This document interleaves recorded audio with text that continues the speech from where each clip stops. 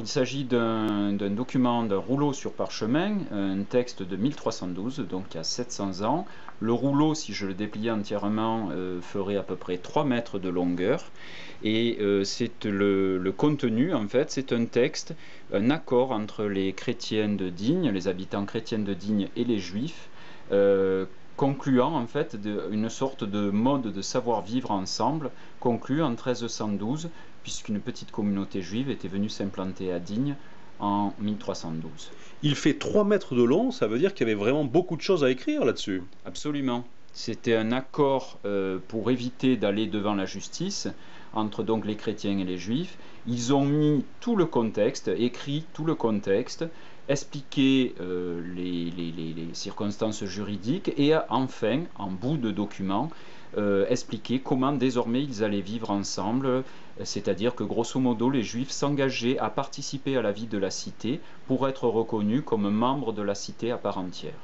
Votre service des archives communales va le restaurer, alors quelle restauration précisément?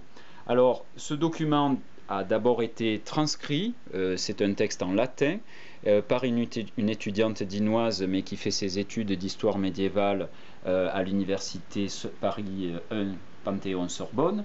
Et puis, elle est en train de travailler avec un professeur de latin sur la traduction pour que ce soit un document plus accessible, notamment aux chercheurs en histoire. Et nous allons le faire restaurer par une entreprise spécialisée qui va le nettoyer, qui va l'humidifier pour le rendre plat. Puis nous le roulerons de nouveau et nous le conserverons dans de meilleures conditions dans un support en carton à pH neutre, après qu'il ait été donc nettoyé, restauré et que les petites dégradations depuis 700 ans puissent être compensées, remplacées, et on espère qu'il durera au moins autant. Est-ce que le grand public pourra un jour le voir exposé, ce document?